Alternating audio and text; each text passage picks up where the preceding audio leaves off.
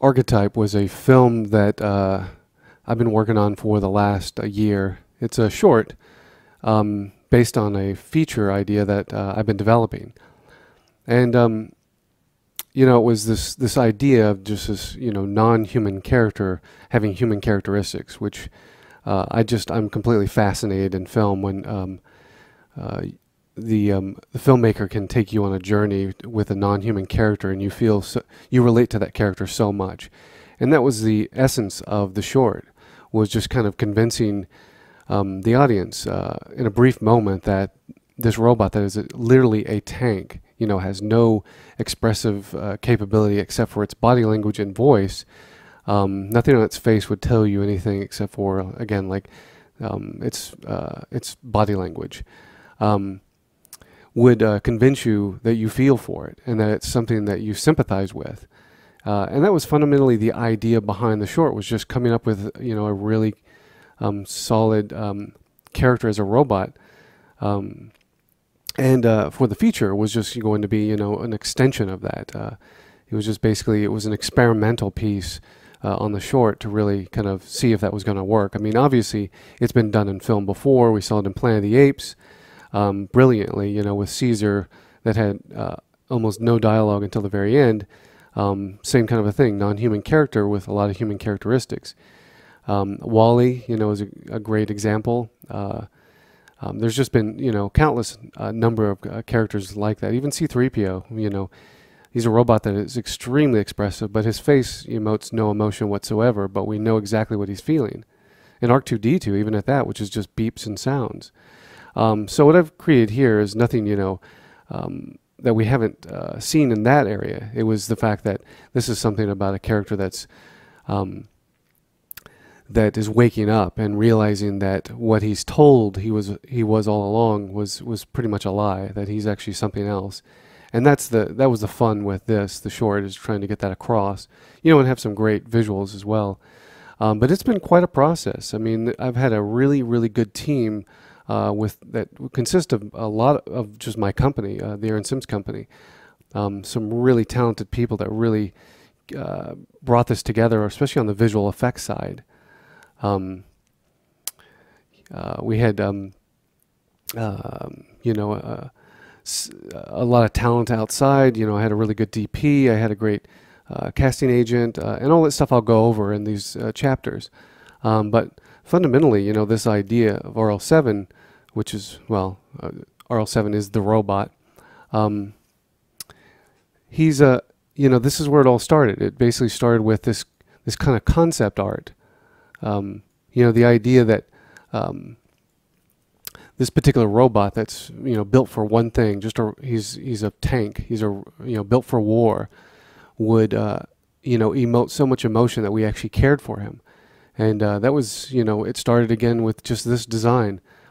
This is an early model that was painted over, and then we spent time going back to refine it to make it into the robot that you see in the short. But this was the starting place, and what this did is this helped, guide the story. We could actually at that point start working on a screenplay, and a screenplay is, it's a script. And this particular one, being a short, it was, basically only 10 pages. I just wanted it no more than, 10 pages long. Zach Paris was my partner in writing this, a really talented writer. And we basically just, hammered it together, based on this idea of a robot that's thrown into a battle and wakes up and goes against his soldiers that basically tell him, his commands. He goes against the commands. So he's brought into an interrogation room to find out why he's acting this way, and he has a secret weapon that they never built for him. So the short just basically is mainly about the interrogation and the fact that he's waking up, and that he'll eventually break out and be free. And that's basically the short is. So there's a bit more to it, and you'll see it. If you haven't seen the short yet, you'll see it in the last chapter, or it may have been introduced before, but so this is basically it. This is a screenplay. It's 10 pages, and this is where it starts. The idea to screenplay, and without a screenplay, you really have nothing. That is the most important part of when you want to tell a story. You basically have to have a script. Without a script, then you're just shooting blindly. And I wanted this to have some substance, so even though this was kind of like an experimental piece, it did have a bigger picture idea, like I said, for a feature, which we're working on right now is developing the feature. But this is where it starts, and then from the script, it goes into the storyboard phase. These are the beginning phases of when you're creating a story. And this is here. Let me find that folder. We'll just go over the storyboards. But again, this is an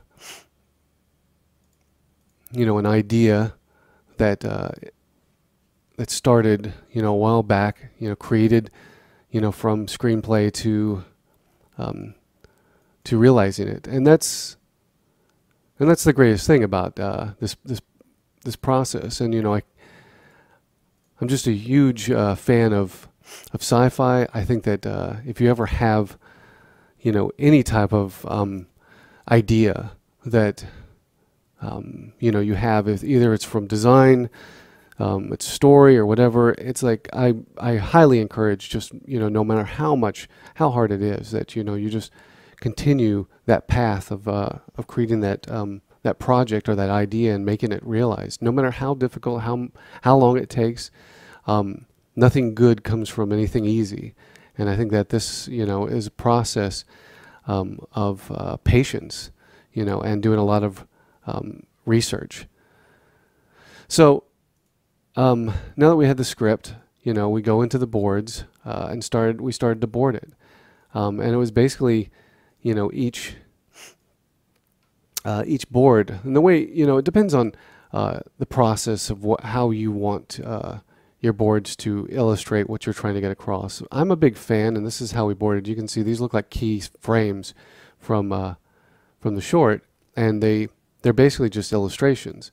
And it takes a little bit more time to do this, but these illustrations, string together, and there's quite a few, and they make the entire storyboards, and they help on so many levels. They help the idea of texture, mood, lighting. There's a lot of technical things that, as far as like what will need to be built through the process. Some of it all the way to, set design, and costume design. Like this is a shot later on. This is part of the storyboards. This just helped on so many levels, as far as the environment, as far as the sets. This just made it very easy for my art department to build the sets based on these designs. We had to build the chair, all this, the costumes, the room that the robot's encased in, this little helmet that is going to be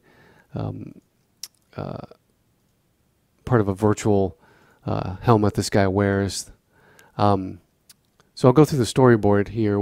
I made actually an animation, but again, what this helps with is enormous. It's I'm not. I don't think all the time you need to do storyboards like that. For instance, these are some boards for part of a war scene that we knew we were going to be on an exterior shot, and there was no reason to do them in color. We knew exactly what the lighting was going to be, and I didn't want to spend that much time. But a lot of these shots that have to deal with sets that had to be built, and my DP lighting, and some of the areas of the visual effects that we had to do, like this is a virtual screen that's coming up. This just helped enormously, and I highly recommend it. If you have the time, the resources to spend the time doing storyboards that really help illustrate and get everything across that you need it to get across. Because when you get on the set and you start building this stuff and you start lighting it, you want to know exactly what you're doing. You don't want to have to second guess yourself. You don't want, you know, if there's too many questions, this answers quite a bit. And you know, and that's just, again, this is part of the preparation before production. This is the pre-production stage, doing the screenplay, the idea, doing the storyboards, the designs, and what you're actually going to build and shoot. So let's see, let's watch the little movie. There's a put together a movie of the storyboards in sequence. You know, it's got sound, which kind of helps. This kind of helped as far as, you know, just trying to figure out how I was going to open the movie, how I may do the title sequences, you know, before we, you know, just it was more creative, and that was the idea of it kind of coming to realization. You know, it's like this character doesn't really know who he is, this robot, and like the titles that you just saw there, they were kind of like jumbled until they finally said archetype. And it's much like the character himself, which is not quite sure who he is, and it's, you know, and the clarity comes later. So what I did is I threw in, you know, the dialogue and everything from the script, from the screenplay, and threw it into this, and did some pans, some easy pans, some sound effects to help guide, you know, this idea of what I wanted to get across in this short. So here the two are watching a sequence that he's being interrogated for something that happened on a battlefield that he's being questioned about. And they're both watching it. He apparently saved some little girl and basically shut down a bunch of robots, and the guy wants to know what happened. Why did he disobey his orders? The robot doesn't really know. So he gets in a little bit more detail about what happened, you know, how his power level spiked and all, you know, and he set off an EMP. Has he been reprogrammed? And he doesn't know what he's talking about. He just knows his name is Patrick, and the guy's freaking out. It's like, no, you're a robot. You really think you're human? It's like, look at yourself, and you're just malfunctioning. You know, so it's basically, you know, the idea that they're both at question. You know, he's questioning his humanity, the robot, and this guy is questioning what happened to him. You know, has someone reprogrammed him? He wants information. If the information's the wrong information, he gets pissed off and says he's going to reprogram him, and the robot gets pissed off and gets up and starts to attack him. And also when he grabs him, all of a sudden it just goes crazy, and we realize that whole thing was virtual. And this is him coming out of a lab where the same guy that was interrogating him, you know, is unplugging himself from this virtual reality that he was just in. And then we see that the robot is encased in some glass and set up, and he was in the same environment with him in this virtual world. Then all of a sudden this energy level spikes, and an EMP goes off, and the robot wakes up, and you know, the guy's freaking out and saying, oh geez, what are we going to do? It's like the robot, you know, breaks out. And that's basically it. That was basically the short. When you see the short, you'll see that there's a little bit more information in some places and some taken out. And there's a little bit more energy in the escape. There's also a little bit bigger opening. And that's just, you know, again, that's part of the process. But I knew, at least with this, with the boards of the script, what I needed to achieve, what I needed to actually shoot and build, and it served its purpose for that process. And so now I'll talk about, you know, the other decisions. You know, in the next chapter I'll talk about like the casting, how that came about, you know, how I found the actors, you know, and you know, equipment, as far as the camera equipment and stuff, deciding that factor. So we'll move on to that chapter now.